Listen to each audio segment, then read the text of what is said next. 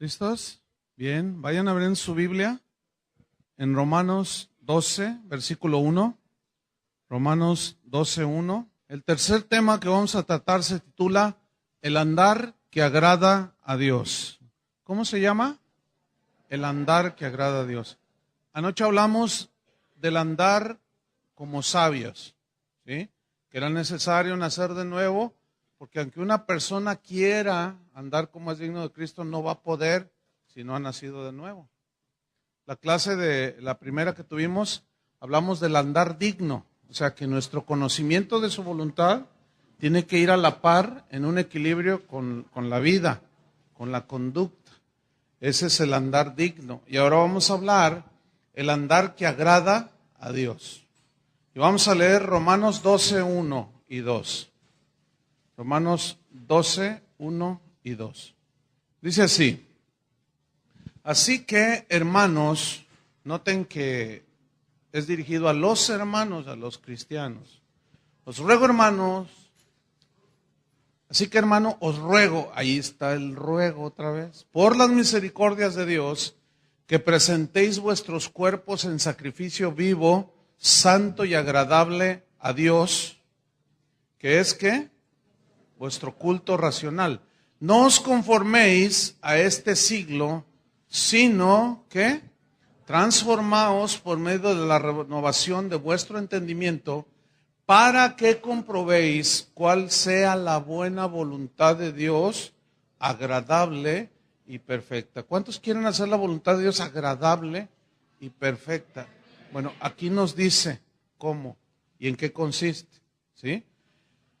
Entonces, miren, el cristiano, nosotros los cristianos debemos de saber que nuestro cuerpo le pertenece a Dios.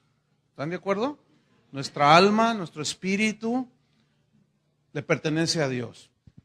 Y que debemos de servir a Dios, como dice el primero y más grande mandamiento. ¿Cómo dice el primero y más grande mandamiento? Amarás al Señor tu Dios con todo tu corazón, ahí está, espíritu, con toda tu mente, ¿sí? Y con todas tus fuerzas. Ahí está. Pero fíjense cómo dice con todo. Toda tu mente, todas tus fuerzas, todo tu corazón. O sea, no es de que soy cristiano del domingo y en la semana pues soy medio cristianoide y cosas de esas, ¿no? No.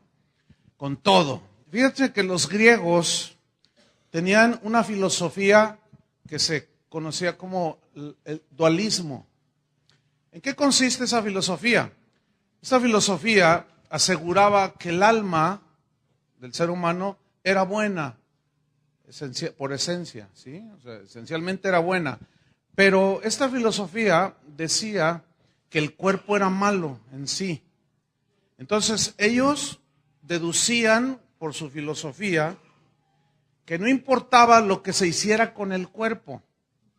No tenía ningún beneficio ni perjuicio, nada. No importaba lo que se hiciera con el cuerpo. Al fin, decía esta filosofía, que algún día va a morir el cuerpo, pero el alma es eterna, decían. Entonces, lo que importa es el alma. Y lo que hagas con el cuerpo, eso no importa mucho. Ahora, los corintios eran griegos, porque Corinto está en Grecia. Y ellos estaban impregnados de esas filosofías, esas y otras tantas. Entonces, cuando el evangelio llegó a los corintios, muchos de ellos, pues sí, nacieron de nuevo, pero todavía tenían en su mente filosofías, pensamientos erróneos, ¿sí? Por eso Pablo les escribió a los romanos: transformaos por medio de la renovación de vuestro entendimiento. Entonces, eso es lo que nos sucede a nosotros, lo que nos sucedió. Llegó el evangelio a ti, te convertiste, naciste de nuevo, pero todavía traías tus rollos de que si te morías encarnabas en una rana y cosas raras, ¿no? O sea, cada filosofía, cada argumento que traíamos acá, costumbres, pensamientos, ideas bien distorsionadas, nada que ver. Y luego más si nosotros, si tú eres de los que vienes de una herencia, de una tradición religiosa totalmente corrupta y sin ton ni son, con con 20,000 personas a las que tú les podías hablar para que intercedieran por ti, pues hay un montón de ideas. Por eso es importante el estudio de la palabra, porque la palabra de Dios es la que debe sustituir, el pensamiento de Dios es el que debe de sustituir a todos esos pensamientos y filosofías y cosas de esas, ¿sí? Entonces los corintios pues tenían muy arraigada esa filosofía del dualismo, de que bueno, el cuerpo no pasa nada si hacemos lo que hacemos. Por eso les escribió Primera de Corintios 6:9, búsquenlo. Primera de Corintios 6:9, por eso a ellos les dijo algo sobre el cuerpo. Primera de Corintios 6:9. Hasta el 20 vamos a leer. Vamos a ver, Primera de Corintios 6:9. Entonces miren lo que les escribe. Pongan mucha atención a cada verbo. Los verbos son los que tienen el meollo del asunto. Fíjense, comienza a decir, no sabéis, ahí está el verbo saber. Pablo decía a los Romanos 8:28, y sabemos que los que aman a Dios, pero no todos saben. Ahí está la ignorancia. El conocimiento es saber, pero ahora el conocimiento tiene que aplicársele de sabiduría, que era lo que les faltaba a los corintios, y por eso les dice, ¿no sabéis que los injustos no heredarán el reino de Dios? Dice, no se equivoquen, ni los fornicarios, ni los idólatras, ni los adúlteros, ni los afeminados, ni los que se echan con varones, ni los ladrones, ni los avaros, ni los borrachos, ni los maldicientes, ni los estafadores heredarán el reino de Dios. Fíjate lo que dice, no se equivoquen. ¿Cuántas veces han oído esto o hasta lo han vivido? Ahí está, pues que se murió tu tío. Y ahí está el velorio, ¿verdad? Entonces, oye, ¿de qué murió tu tío? No, pues de cirrosis hepática. O sea que le entraba duro. No, era el borracho de la colonia. No, terrible, no. Y golpeaba a mi tía y era terrible. Híjole, qué mala onda. Y luego dices, pero recibió a Cristo. A ver. ¿Cómo? ¿Cómo que recibió a Cristo? Y siguió viviendo de tal manera que hasta eso lo llevó a la muerte. No nos engañemos.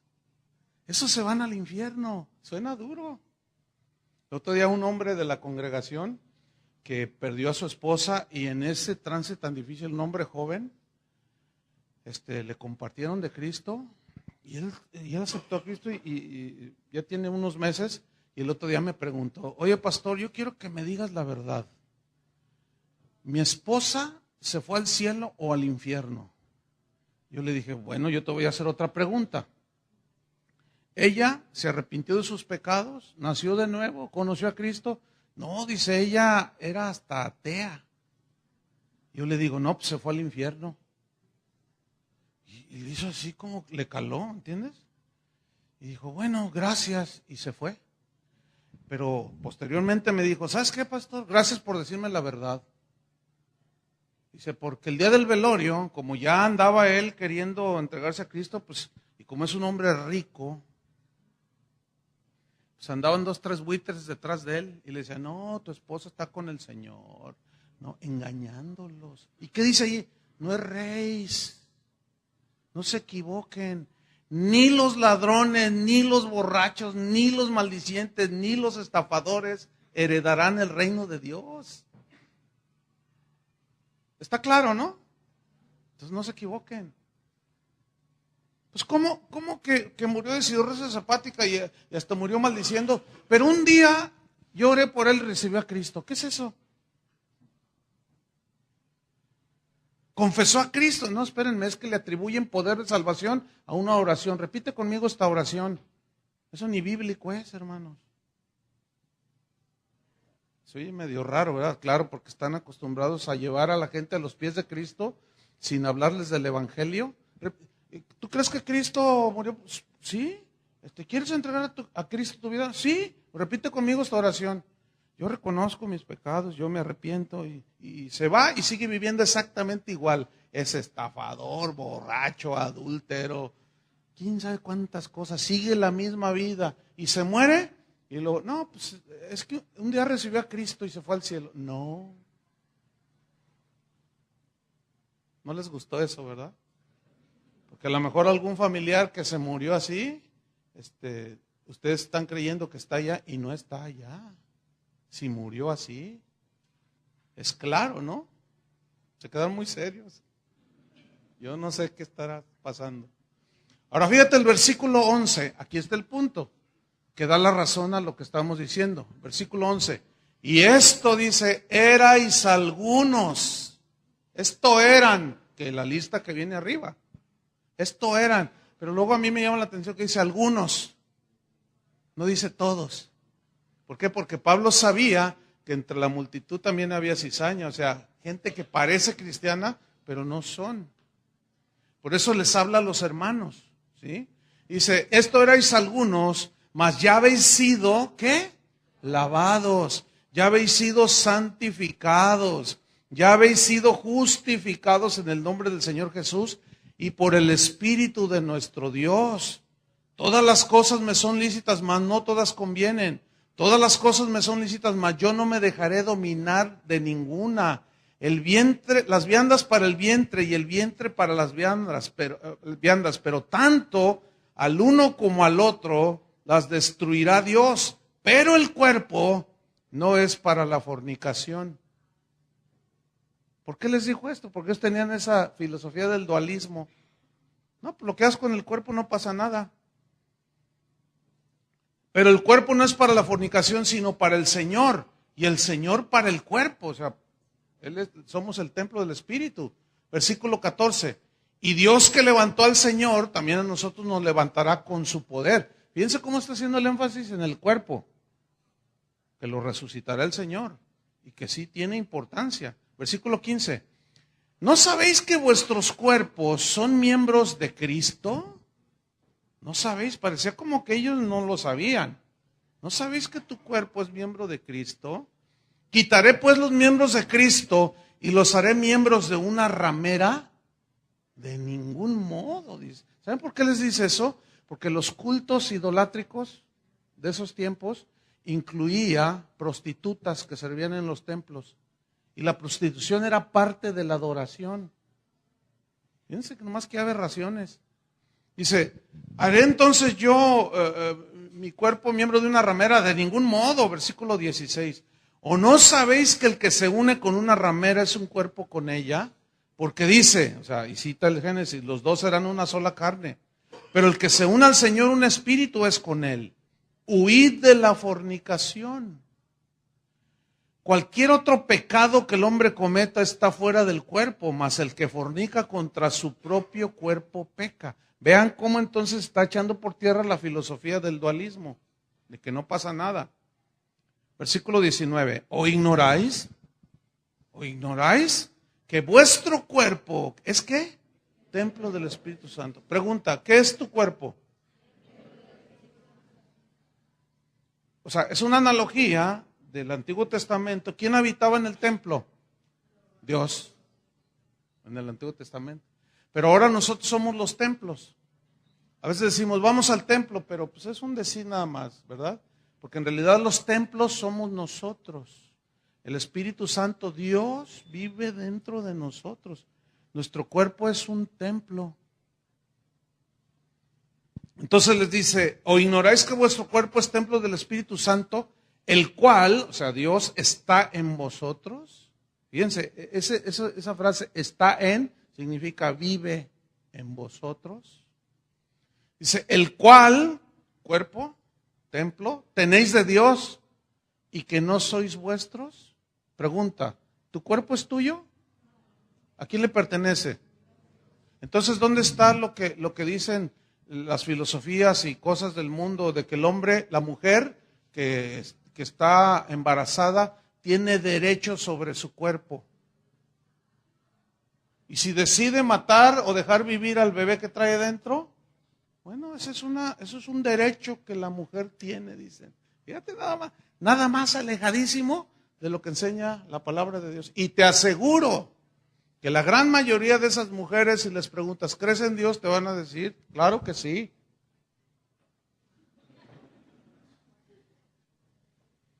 Pero como que no va de acuerdo lo que creen con lo que hacen, ¿no?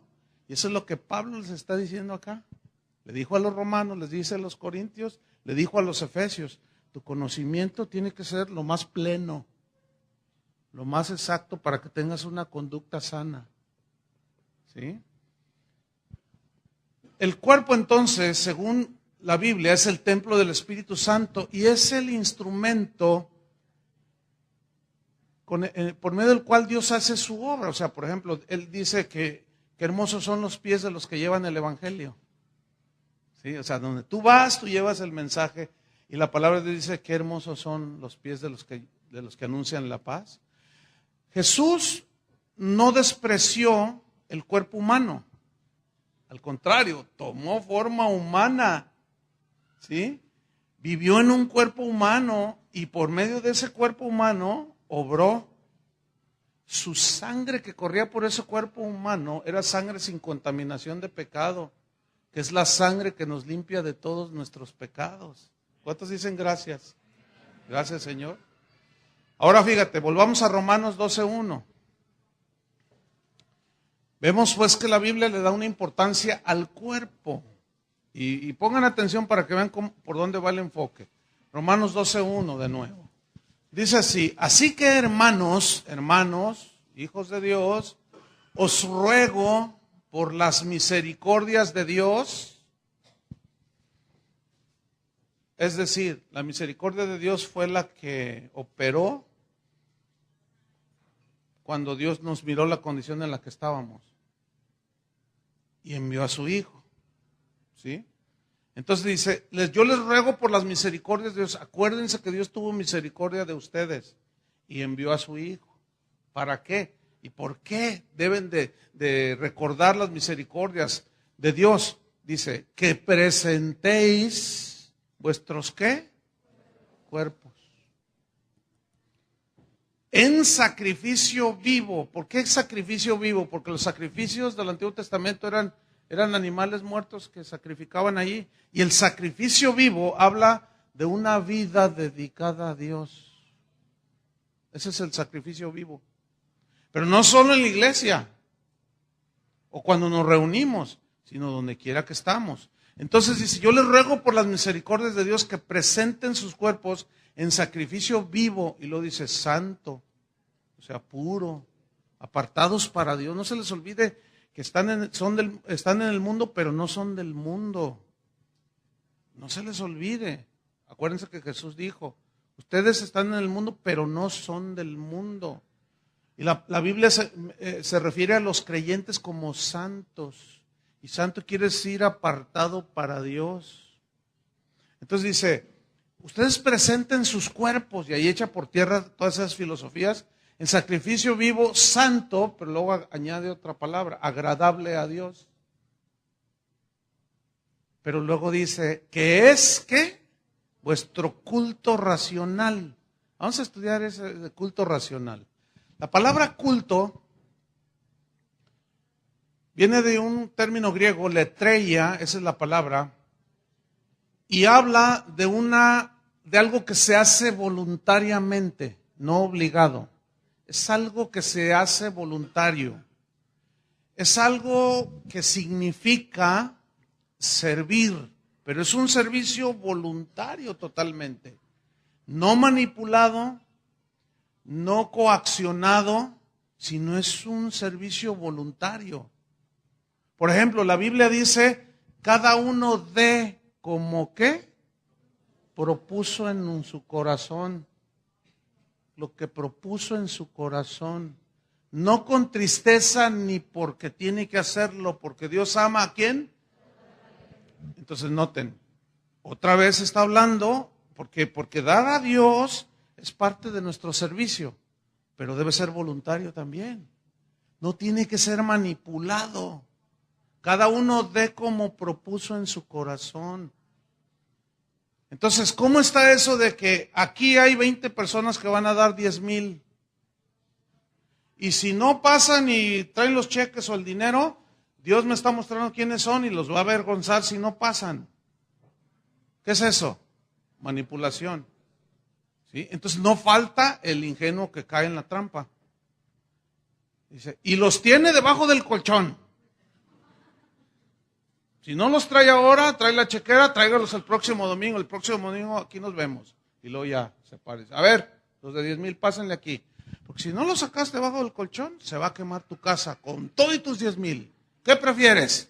No, ya iba el hermano. Ahorita vengo, hermano.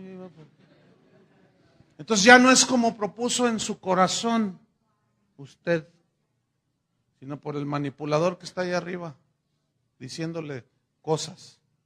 Entonces ya no es culto racional. ¿Ustedes creen que Dios acepta ese tipo de ofrendas? No. No. Bueno, seguimos. Letrella entonces habla de una actividad voluntaria, significa servir. Culto significa servir, fíjense. Y se refiere a aquello a lo que una persona dedica toda su vida. Por ejemplo, un atleta olímpico que viene de Grecia dedica toda su vida al ejercicio físico, ¿sí o no? Un boxeador se dedica en cuerpo, alma y espíritu a esa actividad y está constantemente practicando y practicando. Un futbolista igual. Ok, aquí tenemos un principio fundamental de la vida cristiana. ¿Cuál es? Ahí va. El verdadero culto, el verdadero servicio a Dios, la verdadera adoración a Dios es ofrecerle nuestro cuerpo en sacrificio vivo y santo, agradable a Dios, y todo lo que hacemos con Él todos los días. ¿Sí? Una joven me dijo, yo voy a ofrecerle mi virginidad al Señor hasta el día que yo me case, hasta ese día dejaré de ser virgen. Yo le dije, ¿y por qué has decidido eso? Dice, porque yo amo a Dios y yo me quiero guardar. Y lo dijo una jovencita de 17 años en aquel tiempo. Ahorita ella tiene 22 y sigue siendo virgen. Y el otro día hablaba con ella y le dije, oye, ¿te has guardado delante de Dios? Dice, sí, está con una convicción. ¿Saben qué es esa adoración a Dios? ¿Por qué? Porque está ofreciendo, ¿qué? Su cuerpo y su pensamiento. Porque sabe y entiende que la fornicación es pecado contra Dios y contra ella misma. Entonces, el verdadero culto, servir a Dios, no es ofrecerle una liturgia. Fíjense, pongan atención. No es ofrecerle un ritual, por más sofisticado y rimbombante que sea, y con vestiduras que valen dinero. No. Es más, ni siquiera es cantar. Porque miren, para cantar cualquier mariachi. ¿Sí o no? No es ni cantar, el verdadero servicio. Tampoco es una serie de rituales que desgraciadamente aún iglesias cristianas hoy han entrado en un ritualismo, pero espantoso. Y los rituales jamás nos van a acercar a Dios. Es más, no solo no nos acercan, nos alejan de Dios. Porque atribuirle poder de santidad y de salvación a rituales que nosotros hacemos, por eso, entonces, mejor dicho, eso ya no sería el evangelio de la gracia, sino un evangelio por obras. ¿Sí?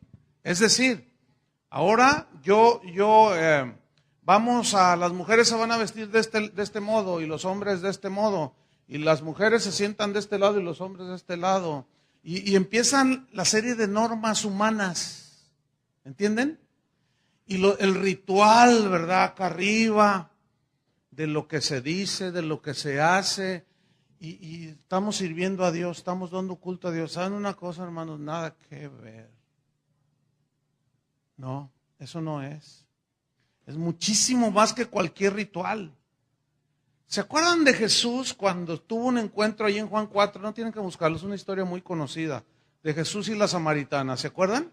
Que él llegó, se sentó junto al pozo y llegó una mujer que traía un cántaro, era samaritana, iba a sacar agua del pozo. Entonces Jesús le dijo, mujer, dame de beber. Y ella lo mira y le dice, no, ¿por qué me pides de beber?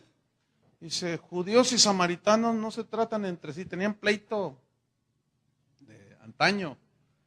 Dice que los discípulos se maravillaron de que Jesús hablara con una mujer y más que fuera samaritana. ¿Saben por qué? Porque las mujeres las tenían un cero a la izquierda. Y Jesús estaba dialogando con ella y dije, se maravillaron, mira, habla con una mujer. Y luego es samaritana. Y la mujer luego dice, judíos y samaritanos no se tratan entre sí. ¿Por qué me pides agua? Dice, mira, si tú me pidieras a mí agua, yo te daría agua viva. Dice, y luego como que se intriga la señora, ¿no? Y dice, pero el pozo es hondo, ¿cómo la vas a sacar? Dice, mira, cualquiera que bebiere de esta agua volverá a tener sed. Pero del agua que yo le daré, será en él una fuente que salte para vida eterna. Entonces la mujer le dice, ay, Señor, me parece que eres profeta. Entonces ella le dice, dame agua, dame de esa agua para que no tenga que venir aquí a sacarla. Fíjense, noten que ella estaba viendo su conveniencia. Ella todavía no estaba entendiendo de qué se trataba la plática. ¿Por qué? Porque todavía no, el Espíritu la iluminaba. Dice, pues dame para no tener que venir acá, eso suena bien, me gusta. Entonces Jesús le dice, ¿quieres esa agua? Sí. Bueno, ve y llama a tu marido y ven acá. Entonces ella le dice, pues es que no tengo marido. Entonces Jesús le dice, sí, porque 5 maridos has tenido. Y el que ahora tienes no es tu marido, vivía en Amaciato. Imagínate, pobre señora, 6 maridos y seguía igual de insatisfecha. Entonces cuando Jesús le dice, 5 maridos has tenido y el que ahora tienes no es tu marido, ella reacciona y saca lo espiritual. Y le dice, nuestros padres adoraron en este monte. Y ustedes los judíos dicen que es en Jerusalén donde se debe de adorar. ¿Y qué le responde Jesús? Mira, mujer, la hora viene y ahora es cuando los verdaderos, ¿qué? Adorarán al Padre en espíritu y en verdad. ¿Qué significa adorar al Padre en espíritu y en verdad? Con todo lo profundo de tu ser y en verdad conforme a las verdades de Dios, no a las verdades nuestras. Ahora yo quiero que noten esto. Esta mujer adúltera, vivía en Amaciato, 5, 6 maridos, pero era bien religiosa. ¿Qué tal? Adoraba. Nuestros padres adoraron en este monte. Le salió lo espiritual. Lo mismo que le sucede a la gente cuando tú le hablas de Cristo, ¿no? Luego le sale lo religioso, ¿verdad? Luego lo defienden. Sí, pero son de todo, así como tú y yo éramos. Esto erais algunos. Entonces, quiero que noten cómo esta mujer creía que servía a Dios. Creía que su adoración en ese monte, que era el monte Gerizim, Dios lo aceptaba. Y Dios le dice, no, eres una falsa adoradora. Ahora, ¿por qué Jesús le sacó lo de los 5 o 6 maridos? Pues ese era el pecado de ella, que le llevaba derechito al infierno, pero adoraba. ¿Qué pecaba? Con su cuerpo. Jesús le dijo, no, los verdaderos adoradores adorarán al Padre en espíritu y en verdad. Con el nuevo entendimiento, el nuevo corazón que tienen, pero conforme a la verdad de Dios. ¿Y qué dice la verdad de Dios? Huid de la fornicación, ¿no dice eso? Y otras muchas cosas. Entonces, fíjate, el verdadero culto, servir a Dios, es ofrecerle nuestra vida, pero cotidiana, todos los días. Generalmente nosotros los cristianos tenemos lenguaje, pues así, el propio lenguaje, ¿no? Y decimos cosas como, yo voy a ir a la iglesia a darle culto a Dios. ¿A dónde vas? Voy a la iglesia a darle culto a Dios. Pero en realidad el concepto bíblico debería de ser, tú vas a la iglesia o te reúnes a darle culto a Dios, o sea, a servir a Dios. Pero el concepto bíblico es que nosotros los creyentes, la hora es, y la hora viene y ahora es cuando los verdaderos adoradores adorarán en espíritu y en verdad. Habla de un tiempo completo. Y cuando le dijo, no solo en este monte ni en Jerusalén adoraréis, sino donde quiera que se encuentre un verdadero hijo de Dios, va a mostrar por su conducta, por su andar digno, la adoración a Dios. Es decir, fíjate bien, tú sirves a Dios cuando vas a la fábrica y te comportas como un cristiano. Tú adoras a Dios, sirves a Dios cuando vas a la universidad, a la escuela y te comportas como un cristiano. Pues somos gente normal, ¿no? Natural, pero ya no participas de lo que los demás hacen. Y puedes tener tus amigos ahí del colegio, del trabajo, y bueno, no te puedes apartar así totalmente, pues si no, ¿cómo los vas a ganar para Cristo? El problema es que si tu conducta delante de ellos es como la de ellos, entonces a la hora que le hables, al momento que le hables de Cristo, te van a ver raro y te dicen, ¿y tú por qué me dices eso? Si tú haces lo mismo. Y ahí ya te desarmaron. Ahí ya te quedas, ay Señor. Pues sí, porque dice las mismas palabrotas que ellos. ¿Sí? Piensas igual que ellos. El jefe cuenta el chiste de Pepito, el chiste rojo así. Y tú, está buenísimo, ¿verdad? Y luego de pronto ves a uno que está allí triste o algo. ¿Sabes que Cristo murió por tus pecados? Y te quiere salvar de tus pecados y de esa forma de vida fea que tienes. ¿Qué? Sí, mira. ¿Y por qué me dices eso? Pues tú estás igual que yo. Ahí ya perdiste la autoridad espiritual para hablar de Cristo. Fíjate nada más. Por eso el andar como es digno, pues lleva el conocimiento y la conducta. Por eso Santiago nos decía, no sean solamente oidores, sino hacedores de la palabra. El problema es que estamos más acostumbrados a oír que a hacer. Y entonces hay un desequilibrio, pero de eso se trata entonces, del andar en Cristo, como es digno, porque debemos de ir equilibrando la balanza. ¿Me expliqué? Pablo dijo, si pues coméis o bebéis o hacéis otra cosa, haced todo para la gloria de Dios. O sea, cualquier cosa que hagas, hacedlo para la gloria de Dios. Ahora volvamos a Romanos 12, donde dice, así que hermanos, os ruego por las misericordias de Dios que presentéis vuestros cuerpos en sacrificio vivo, santo, agradable a Dios, que es vuestro culto, vuestro servicio. ¿Qué? Esa palabra es bien importante, hermanos, racional.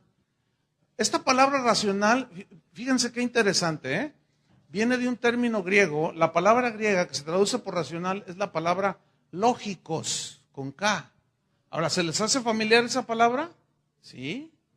De ahí viene la palabra lógica. ¿Sí? Ahora fíjate, se entiende servicio lógico. ¿Qué significa eso? Bueno, esta palabra lógicos tiene que ver con la razón.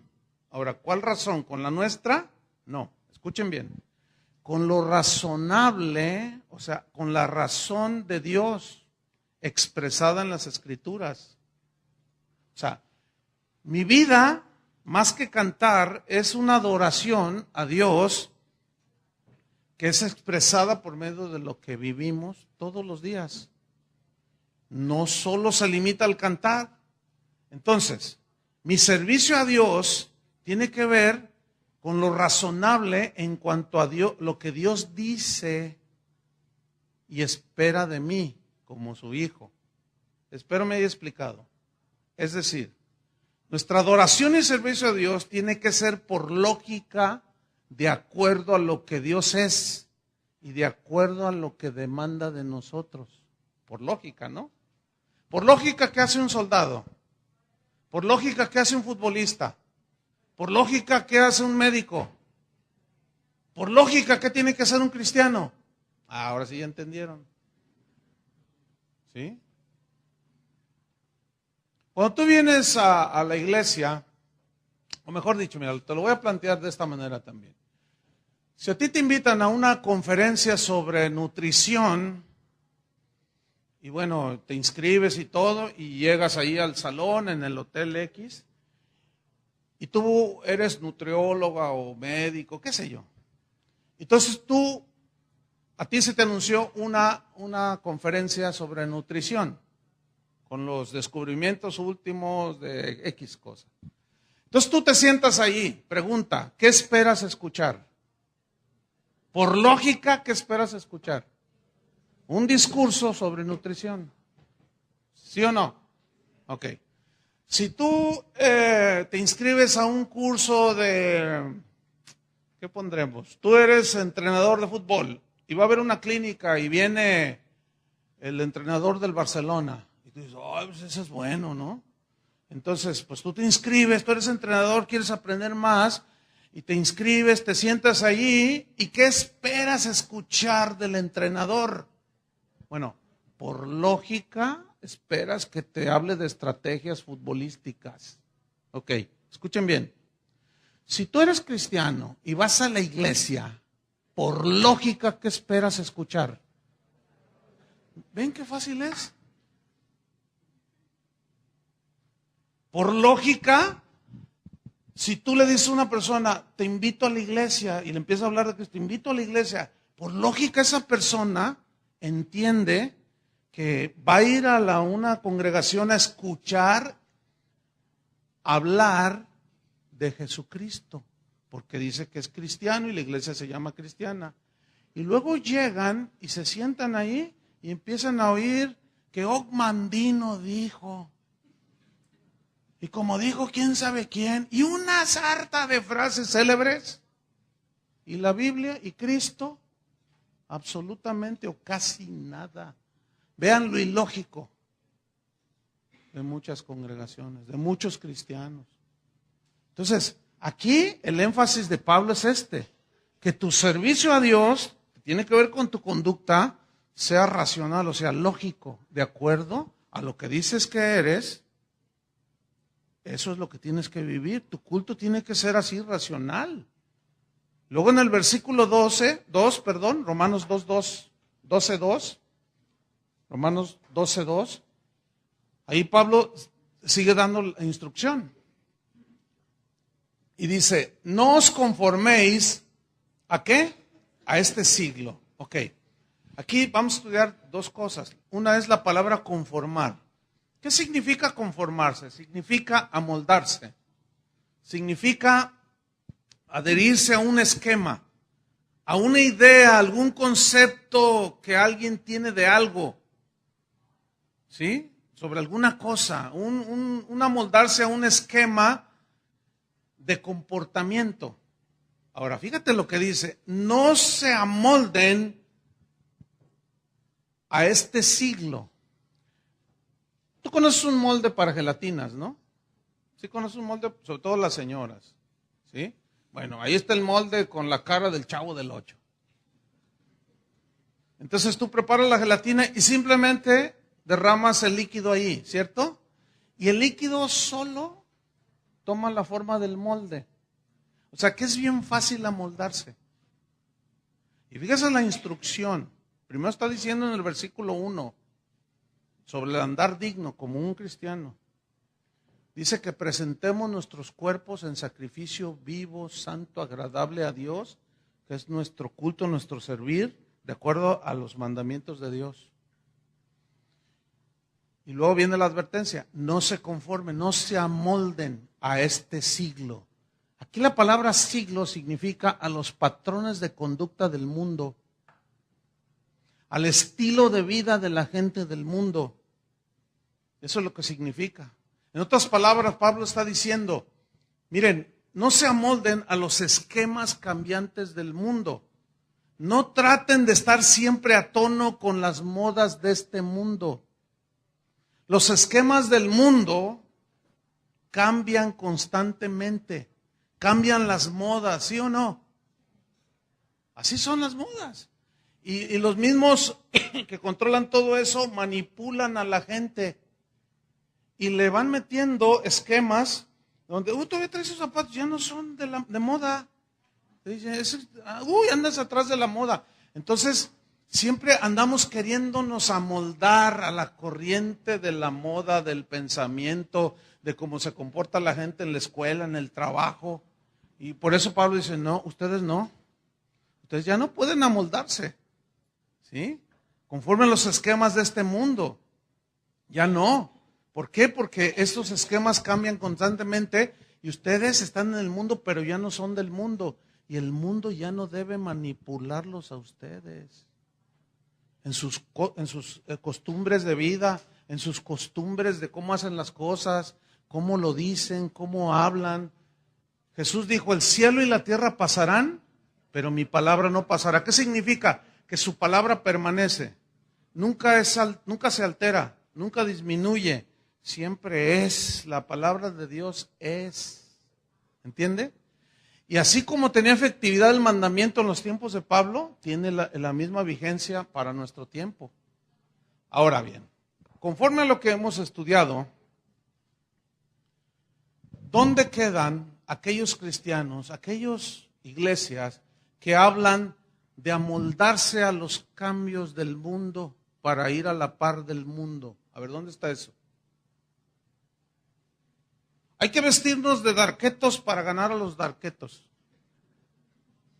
Y interpretan mal el texto que Pablo dijo, yo me hice judío a los judíos para ganar a algunos. El problema es la mala interpretación está en esto. Pablo se acercó a los judíos y hasta se rapó una vez, pero escuchen bien, nunca diluyó el mensaje del evangelio. Ok, vístete de darqueto si Dios te dijo que te vistieras de darqueto, pero por favor no diluyas el mensaje. Diluir el mensaje es cambiarlo, volverlo bien ligero, bien light, pues. Decirle, Dios te ama, así como estás, no pasa nada, tú mira, Dios murió por ti en la cruz. Y como dijo un predicador por ahí famoso, dijo, miren, Dios nos amó tanto que prefirió morir en la cruz antes de quedarse a vivir solo en el universo. Suena bonito, ¿no? Y todos los que oyen eso dicen, ¡ay, me ama! Pero eso es una blasfemia, hermanos. ¿Cómo que Dios prefirió morir en la cruz que quedarse a vivir solo en el universo? Escúchenme bien, hermano. Ay, sí, se va a quedar solito. Escuchen bien, Dios no tiene necesidades. Él es. Nosotros sí lo necesitamos a Él. Él no nos necesita a nosotros. ¿Ven qué fácil es torcer todo el sentido? Y volver un mensaje humanista y acoplarlo al mensaje del mundo. Mira, prende la televisión. Puro humanismo. Todo centrado en el hombre. Te mereces las mejores vacaciones. Vente a Cancún. Date ese lujo. Puro humanismo. Todo centrado en satisfacer, que te hagas bien, que te sientas bien, todo lo mejor es para ti. Y todo eso, la iglesia ya se amoldó.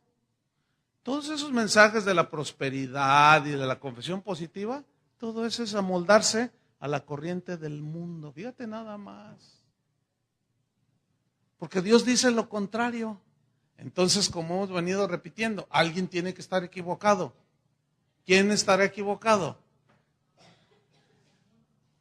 Bueno, vamos otra vez a Romanos 12:2. No se amolden a este mundo, no os conforméis a este siglo, sino, o sea, nosotros es lo contrario, somos como el salmón. Usted ubica esa figura, ¿no? Del salmón, que va contracorriente.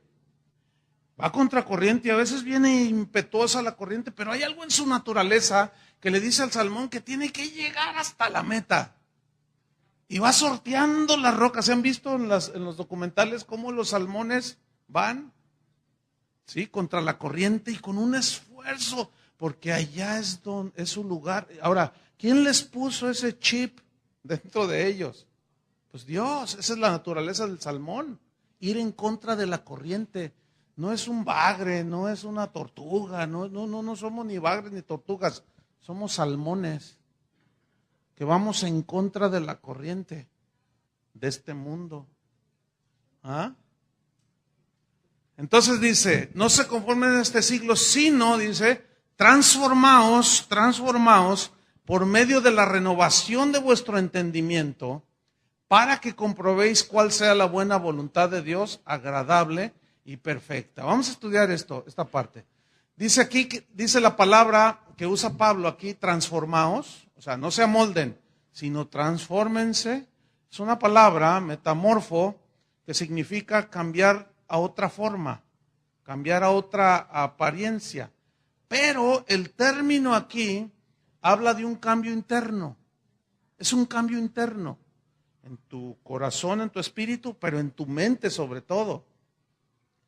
Pongan una señal en Romanos 12:2 y vayamos a 2 Corintios 3:18. Allí dice lo siguiente, 2 Corintios 3:18, dice así: por tanto, nosotros todos, o sea, los hijos de Dios, mirando a cara descubierta como en un espejo la gloria del Señor, ¿somos qué dice? Transformados de gloria en gloria en la misma imagen, o sea, de Cristo, como por el Espíritu del Señor. Por ejemplo, para ilustrártelo, una persona que se viste de boda, o sea, de boda, o sea, que va a ir a una boda, pues se viste de smoking, pero luego cambia su atuendo al siguiente día, al sábado siguiente, o al día siguiente se pone un atuendo deportivo. Lo que cambió en esa persona fue su aspecto exterior, ¿cierto? De andar en smoking, luego anda con bermudas y una camiseta de las Chivas, con sus zapatos deportivos y todo, ¿no? Bueno, lo único que cambió en esta persona fue su aspecto externo, pero su interno no. Bueno, lo que Pablo aquí está diciendo de dar culto a Dios, de servir a Dios, él habla de un cambio, pero una transformación y un cambio ¿dónde? Interno. No es un cambio de aspecto, hermano, sino es un cambio de carácter, al carácter de Cristo. ¿Sí? El problema con muchas iglesias es que se forman parte de ahí de la iglesia, entonces a la mujer le cambian de aspecto nada más. Y todas las predicaciones, y no te pongas esto, y quítate esto, y quítate, y ponte aquello, y tú también, y no sé qué. Una vez entré a una iglesia y no traía corbata, yo iba a predicar, me dijeron, hermano, está la corbata. Es que el ministro no debe predicar sin corbata, es una irreverencia. Ah, pues préstenme una. O sea, yo no discutí. Yo sabía que ellos, pues, está desacertado. ¿Qué? ¿La corbata da santidad? Pero luego me tocó el otro lado. Hermano, ese trapo que trae ahí colgando, eso es distintivo del hombre mundano. Fíjate nomás. Así se visten los del mundo, los empresarios orgullosos se ponen corbata. Ah, pues me la quito. ¿Ven en lo que basan el cristianismo? ¿En un trapo colgando o no? ¿Eso será el cristianismo? Mire, cuando yo estaba en la preparatoria, había una muchacha en el salón, que era, después yo ya me enteré, era miembro de una iglesia pentecostal. Es que las traen con faldas hasta los tobillos y hasta acá. Y así como yo aquí, así está acá. ¿Sabe cómo se llamaba? Todavía la recuerdo. Se llamaba Dalila. Se llamaba en serio, ¿eh? Y había un montón de Sansones ahí. Yo todavía no era cristiano. Entonces un compañero del salón me dijo, oye, ¿ya le llegaste a la Dalila?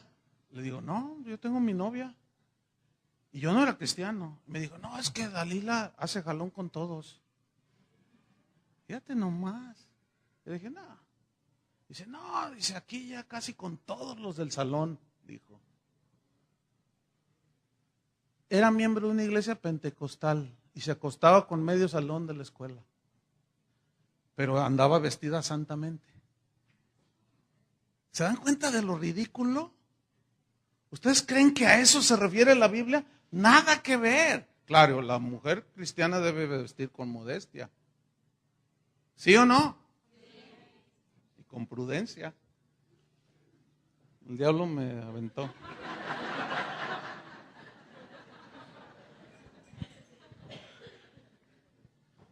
Entonces, mira, ¿en qué consiste este cambio? Pero es interno, es de transformación. Ok. La Biblia dice, Pablo dice en los Romanos que hay una ley que veo en mis miembros que me quiere llevar cautivo a la ley del pecado. Pero hay otra ley que está dentro de mí que es la ley del Espíritu de vida en Cristo. Y esa me ha librado de la ley del pecado. Entonces hay una ley más fuerte dentro de mi interior para vencer la ley de mis miembros que me quieren llevar a pecar. ¿Cierto? Bueno. Tenemos que estar bajo el dominio y el control pleno del Espíritu Santo para entonces nosotros, eso es lo que la Biblia habla, someter la carne. ¿Entienden? Ahora bien, fíjense, el cristiano es una persona que esencialmente ha sufrido un cambio, pero el cambio es interno, ¿cierto? Y ahora ese cambio lo lleva a vivir una vida no egocéntrica, no centrada en nada más yo, mí, no, sino ahora el cambio es, porque ese es el arrepentimiento, ¿sí? Es tener una mentalidad después de tu arrepentimiento y cambias de dirección para dedicar tu vida a Dios. Entonces, el cristiano se entiende que ahora vive una vida dedicada ¿a quién? A Cristo, pero dedicada a Cristo. Y cuando digo dedicada a Cristo, no estoy hablando de práctica religiosa, sino de práctica, de algo muy práctico. ¿Sí? Es decir, fíjate bien lo que voy a decir. Una de las muestras de adoración más profundas a Dios que un cristiano puede hacer es cuando tú perdonas al que te ofendió. Cuando Pablo dice, de la manera que Cristo os perdonó, así también hacedlo vosotros. Y eso como te pega tu carne, ¿por qué? Porque te dijeron que tenías cara de bulldog y te ofendió. ¿Y por qué me agrede? ¿Y por qué? Entonces el Espíritu te dice, tranquilo, domínate. ¿Sí? Mansedumbre, tranquilo. Perdónalo. Entonces, pues tú estás enojado, pero como tú estás dedicado a Dios, sí te ofendiste, pero como ya no vives para ti, pues como Esteban, Señor, está bien, o como Jesús en la cruz, perdónalos, no saben lo que hacen. Entonces tú perdonas al que te ofende y estás haciendo, créemelo, uno de los actos de adoración más profundos que hay. ¿Por qué? Porque estás reflejando a Jesús. ¿Cuánta gente ha venido a los pies de Cristo porque fue perdonada por alguien al que le ofendió y les pegó duro? Por eso dice la Biblia, no os venguéis, amados míos, vosotros mismos. Dejad lugar a la ira de Dios, porque escrito está, mía es la venganza. No, nosotros nos maldicen, ¿qué tenemos que hacer? Bendecir. Pues ese es el espíritu cristiano, ¿no? Y ahí es donde tenemos que cambiar la mentalidad. La transformación, pues es interna, pero también viene una renovación de nuestra mente. Transformados, dice, ¿por medio de qué? Dice el texto de Romanos 12:2.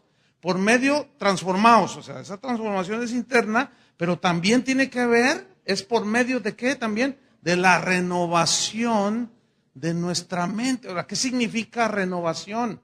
Habla de cambiar, o sea, tú renuevas tu calzado. ¿Qué significa? Tiras el par antiguo, todo desgastado, y te pones unos nuevos. ¿Sí? La Biblia habla, vestidos del hombre nuevo. ¿Verdad que así dice?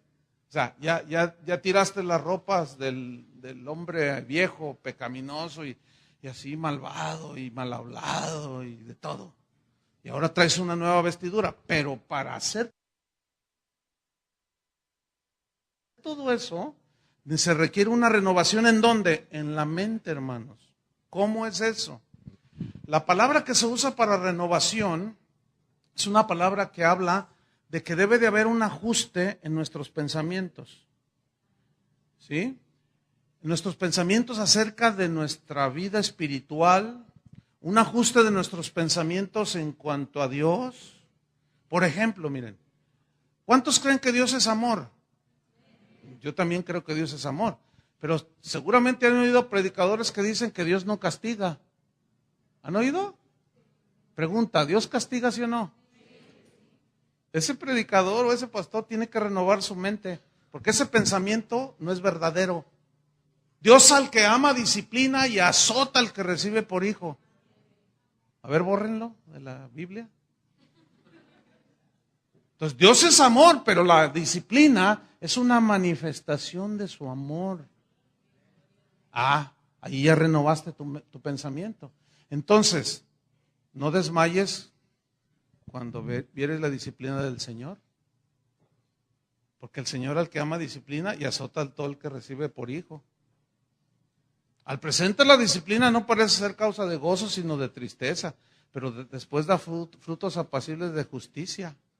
¿Sí? Porque ¿qué padre es aquel al que su hijo no disciplina? ¿Cuánto más Dios?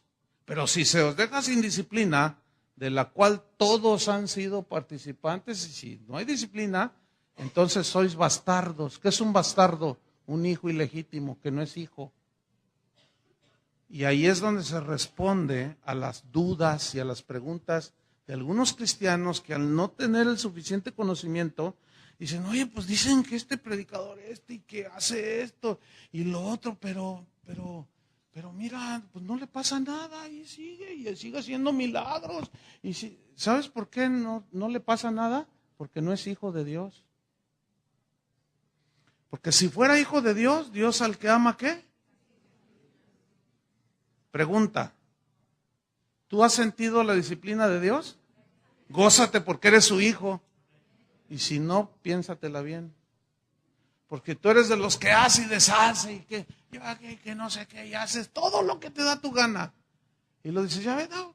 Y luego tu esposa o tu esposo, tu amigo te dice, Dios te va a tratar contigo. No, pues ahí está. Si fuera malo lo que estoy haciendo, a ver, aquí, al contrario, me está yendo mejor. ¿Sabes por qué? Porque no eres su hijo. Yo no tengo autoridad sobre dos muchachos que andan allá, enfrente, con los hijos del vecino de enfrente, pero sí tengo autoridad para disciplinar a mis hijos. Y Dios ni mira siquiera a los que no son sus hijos, y andan haciendo todo lo que quieren. Vendrá un día del juicio donde dará el pago a todos.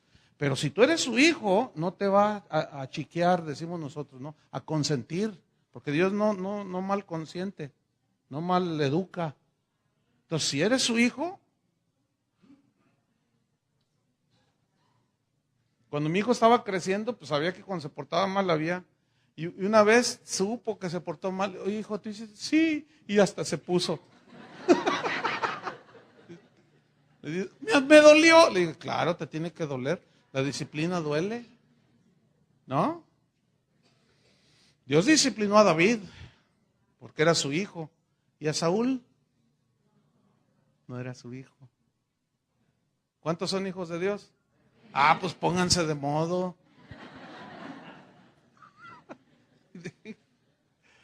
Ahora fíjate, Isaías 55:7, mira lo que dice Isaías 55:7.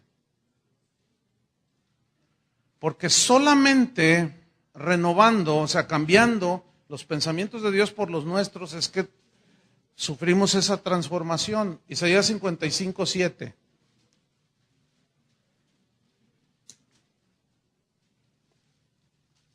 Fíjate, solo sustituyendo nuestros pensamientos por los pensamientos de Dios, sufrimos esa transformación en nuestra mente.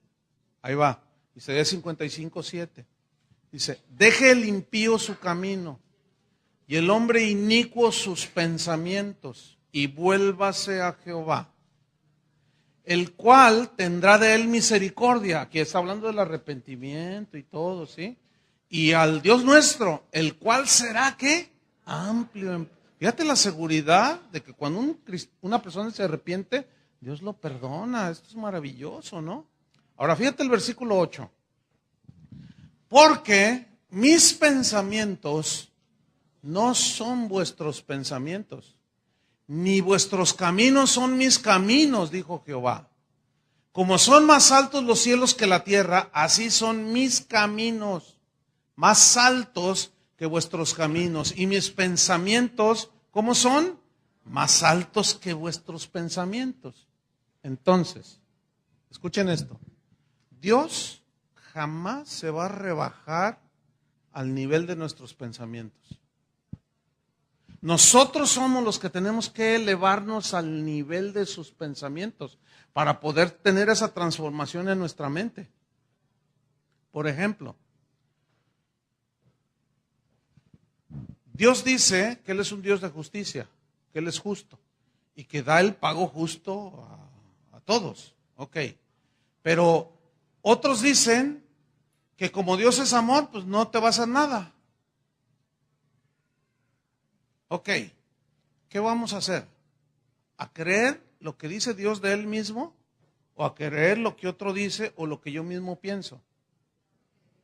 Y ahí está el problema, ahí está el problema. A mí me preocupa mucho cuando cristianos que van a las iglesias, que escuchan la palabra de Dios enseñada y luego dicen, bueno, sí, así dice, pero yo pienso que tú piensas, más bien no piensas. Bueno, sí, allí dice, pero para mí yo creo que para ti, a ver, espera, para ti. Tú mismo lo estás diciendo, es que yo creo así. Bueno, tú crees así, pero Dios dice de otra manera. Entonces, ¿quién es el que tiene que subirse al nivel de los pensamientos de Dios? O Él se rebaja o nosotros nos subimos. Así de simple, hermanos. Es muy clara la palabra de Dios en la gran mayoría de las instrucciones de la vida cristiana. Son claras. Como el ejemplo que les puse ayer o en la mañana, no recuerdo, del director de alabanza que me escribió que se metía con su esposa, 15 años dirigiendo la alabanza ahí en la iglesia, y decía que no importaba, que ella amaba a su novia, él amaba a su novia, y que para él no era malo. Fíjate nada más. ¿Qué tiene que hacer? ¿Cómo renovar su pensamiento? Dios dice así. Bueno, ese pensamiento lo debes de tener en tu mente. Por ejemplo, la Biblia dice, fíjate, son mandamientos, no son opciones. La Biblia dice, perdonad y seréis perdonados. ¿No dice así? Perdonad de la misma manera que Cristo perdonó, también tú perdona. Entonces tú dices, no, pero, bueno, así dice Dios, pero yo lo voy a hacer hasta que yo sienta. Ya estás en el evangelio del sentimiento. No, las órdenes son para ser obedecidas, ¿sí o no? Es que siento feo. Es que eso no es lo que te está diciendo Dios, si sientes feo o bonito. Dios te está diciendo que perdones, porque en el perdón también está la protección para tu corazón, de la amargura. Entonces, los mandamientos de Dios, hermanos, no fueron dados por Dios para molestarnos o tenernos allí, son para bendecirnos. Si oyeres y guardares atentamente la voz de Jehová tu Dios y los mandamientos que yo te prescribo hoy, ¿qué le dijo Dios a Josué y a Moisés? Pues le dijo, la bendición irá detrás de ti, pero la rebelión es lo contrario. ¿Se acuerdan de Pepe y de Pancho? Ahí está, se murió flaco y de hambre. Y el otro dejó que lo domaran los siervos del rey. Y ahora era, fíjate nada más, jalar la carreta del rey. Es un privilegio, ¿sí o no? Es un privilegio, hermanos, que Dios nos ha dado la salvación por gracia. No es algo que merecíamos. Y por eso tenemos que compartir de gracia lo que hemos recibido de gracia. Amén. Entonces, cuando Cristo entra a la vida de un hombre, es un hombre nuevo, pero todavía trae una mentalidad que debe de ser transformada, ¿cierto? Llegar a la mente de Cristo, a llegar a pensar como Cristo. ¿Qué haría Cristo en esa situación en la que estoy? Siempre pregúntate eso. Estás en una situación y tú estás orando y haces esta pregunta, ¿qué harías tú, Señor, en mi lugar? Y Él te va a responder y está todo escrito allí. Quien cuando le maldecían no contestaba con maldición. ¿Qué haría Cristo? Entonces, como tú sabes que eres templo del Espíritu, que ya no te perteneces, que tu vida, tu servicio a Dios debe ser una constante adoración, entonces tú, con los pensamientos de Dios en tu mente y corazón, entonces ya puedes andar como es digno de Cristo. Amén. Entonces, cuando Cristo llega a ser el centro de tu vida, es cuando puedes presentarle a Dios culto racional, o sea, un servicio lógico, de acuerdo a lo que Él espera de nosotros, que se da en cada acción, en cada gesto, ¿sí? Y cuando fallamos, porque hay que estar conscientes de que seguimos siendo seres imperfectos, ¿verdad que sí? Ok, aquí hay un punto importante, ya para terminar. Estamos conscientes de nuestra debilidad. Juan, el apóstol, dijo: hijitos míos, estas cosas les escribo para que no pequéis. O sea, no es la voluntad de Dios que pequemos. Pero luego dice: mas si alguno hubiere pecado, ese hubiere es una palabra que habla de algo eventual, no constante. Porque la Biblia dice que el que practica el pecado es del diablo. El que practica. Pero luego dice: si confesamos nuestros pecados, Él es fiel y justo. O sea, el cristiano peca, pero ya no es un practicante. Peca por su humana debilidad. Todavía luchamos. Pero cuando pecamos nos duele. ¿Les pasa eso? Sienten feo y sentimos vergüenza delante de Dios por haberle fallado, por haber pecado.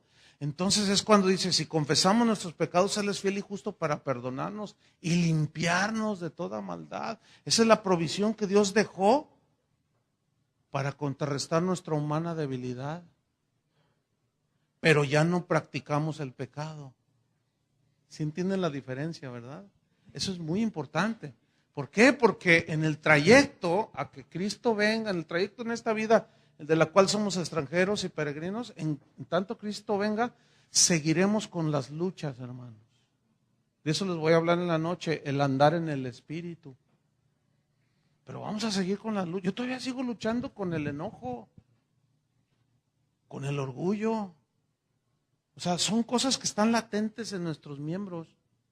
Pero como Dios nos dio una nueva naturaleza y puso el querer como el hacer, ahora yo ya puedo contrarrestar eso con la fuerza de Dios, ¿entienden?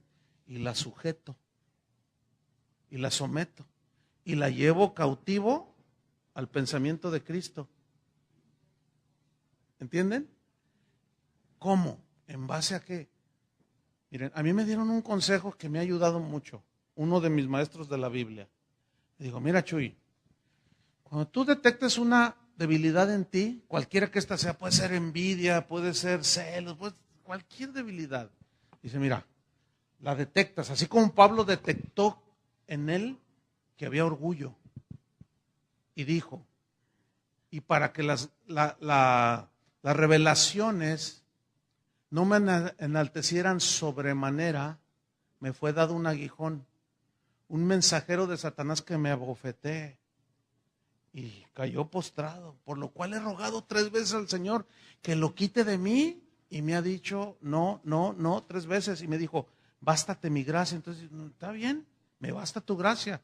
Si me permites ese aguijón que me tenga tumbado ahí humillado para sujetar mi orgullo, tu gracia me sostenga. ¡Qué revelación, hermano! Bueno, así me parece a mí. Que a Pablo tuvo esa revelación. Oh, yo necesito que tú trates mi orgullo, Señor. Porque él reconoció que era propenso a que se le subiera. Bueno, él tenía esa debilidad, lo reconoce. Y por eso aceptó su gracia. Dice: porque mi poder se perfecciona en la debilidad. Significa cuando tú ya estás ahí, que no tienes recursos de ninguno, entonces yo soy fuerte. Entonces yo me gozo. Me gozo en mi debilidad, porque cuando soy débil, ya no dependo de mi sabiduría, de mis recursos humanos, de lo que yo tenga. Cuando soy débil, ya no dependo de eso, entonces soy fuerte. ¡Wow! ¿Fuerte para qué? Para superar cualquier cosa. Entonces el consejo era: Chuy, tú detectas algo en ti, cualquiera que sea, cualquier debilidad, identifica todos los textos que vienen en la Biblia y estudia sobre ellos. ¿Qué me quiso enseñar ese maestro de Biblia? Me dijo: Chuy, sustituye tus pensamientos. Cuando tú, por ejemplo, vamos a poner el orgullo. Entonces yo estudio sobre el orgullo y me duele, ¿entiendes? y todos, y empiezo de Nabucodonosor, de que ya, es que no sé qué, y el mismo Satanás, y otros orgullosos ahí, y todo lo que dice sobre el orgullo y la soberbia.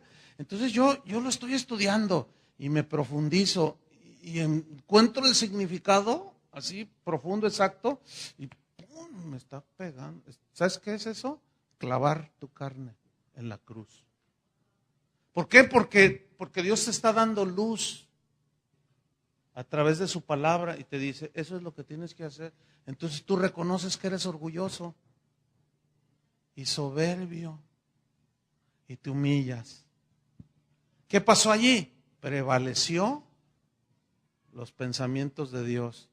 Entonces te ministraron, obraron en ti y te empiezan a hacer a la imagen de Jesús. Y entonces empezamos a caminar como es digno de Cristo. ¿Ven? Y terminamos. Sino transformados por medio de la renovación de vuestro entendimiento para que comprobéis, dice, que cuál sea la buena voluntad de Dios, agradable y perfecta. Wow. ¿Cuántos le dan gracias a Dios? Oremos. Señor, muchas gracias por tu palabra. Gracias, Jesús, por la nobleza de mis hermanos que dejaron de hacer cosas que podían haber hecho y decidieron venir a escuchar tu palabra. Gracias, Jesús. Gracias, Padre, por darnos a Jesús. Gracias, Jesús, por venir a darnos a conocer al Padre. Gracias, Jesús, por dejarnos tu evangelio, tu palabra. Señor, reconocemos que estamos en un proceso de renovación, de transformación de nuestros pensamientos, que todavía tenemos tantas maneras viciadas del mundo, influencias del mundo, que tienen sin duda repercusión en nuestra forma de ser, de vivir. Y queremos, Señor, que tú nos sigas ayudando, nos sigas enseñando. Queremos caminar como es digno de ti, agradándote en todo lo que hacemos, Señor. Y presentarnos como sacrificios vivos, agradables a ti, Señor. Y cuando alguno de nosotros, por la humana debilidad, se desvía, caemos en pecado, tenemos un abogado para con el Padre Jesucristo. Pero esas experiencias nos ayudan para levantarnos y no mirar atrás y fortalecernos y seguir adelante, porque tu gracia se perfecciona en nuestra debilidad. Tu poder se perfecciona en tu debilidad y es cuando la gracia nos impulsa a caminar como es digno de Cristo. Y en su nombre, Padre, te damos todas las gracias, todo el reconocimiento, toda la adoración y toda la alabanza. Amén. Gracias, hermanos. No os conforméis a este siglo, sino que transformaos por medio de la renovación de vuestro entendimiento, para que comprobéis cuál sea la buena voluntad de Dios, agradable y perfecta. ¿Cuántos quieren hacer la voluntad de Dios agradable y perfecta? Bueno, aquí nos dice cómo y en qué consiste, ¿sí? Entonces, miren, el cristiano, nosotros los cristianos debemos de saber que nuestro cuerpo le pertenece a Dios. ¿Están de acuerdo? Nuestra alma, nuestro espíritu le pertenece a Dios. Y que debemos de servir a Dios, como dice el primero y más grande mandamiento. ¿Cómo dice el primero y más grande mandamiento?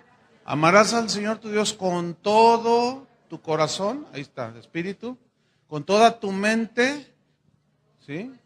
Y con todas tus fuerzas. Ahí está. Pero fíjense cómo dice con todo. Toda tu mente, todas tus fuerzas, todo tu corazón. O sea, no es de que soy cristiano del domingo y en la semana, pues soy medio cristianoide y cosas de esas, ¿no? No. Con todo. Fíjense que los griegos tenían una filosofía que se conocía como el dualismo. ¿En qué consiste esa filosofía? Esa filosofía asegura... ¿Listos? Bien, vayan a ver en su Biblia, en Romanos 12, versículo 1. Romanos 12:1. El tercer tema que vamos a tratar se titula El andar que agrada a Dios. ¿Cómo se llama? El andar que agrada a Dios. Anoche hablamos del andar como sabios, ¿sí? Que era necesario nacer de nuevo, porque aunque una persona quiera andar como es digno de Cristo, no va a poder si no ha nacido de nuevo. La clase de la primera que tuvimos, hablamos del andar digno, o sea que nuestro conocimiento de su voluntad tiene que ir a la par en un equilibrio con la vida, con la conducta. Ese es el andar digno. Y ahora vamos a hablar el andar que agrada a Dios.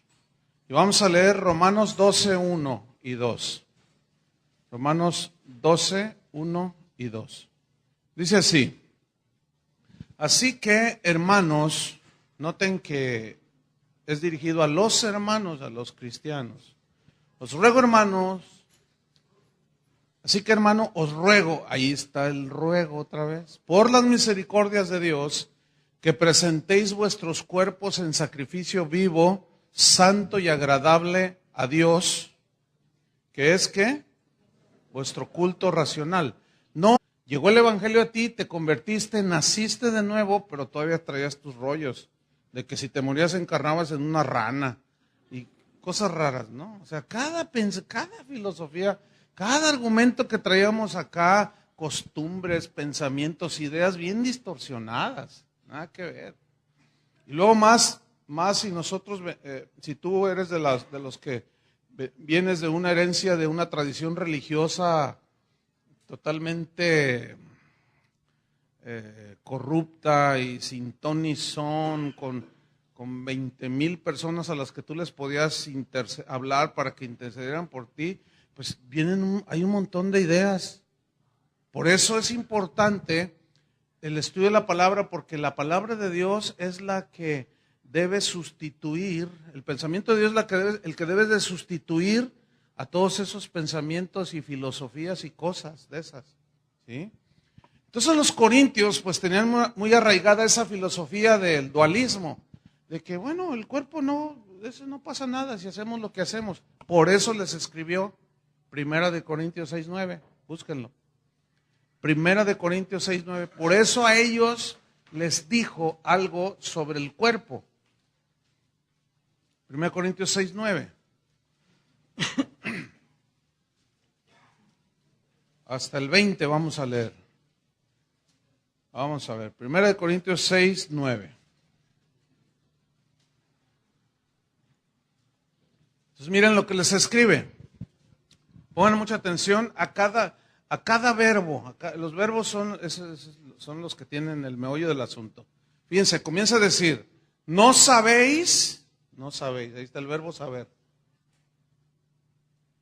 Pablo decía a los Romanos 8:28, y sabemos que los que aman a Dios, pero no todos saben. Ahí está la ignorancia. El conocimiento es saber, pero ahora el conocimiento tiene que aplicársele de sabiduría, que era lo que les faltaba a los corintios, y por eso les dice, ¿no sabéis que los injustos no heredarán el reino de Dios?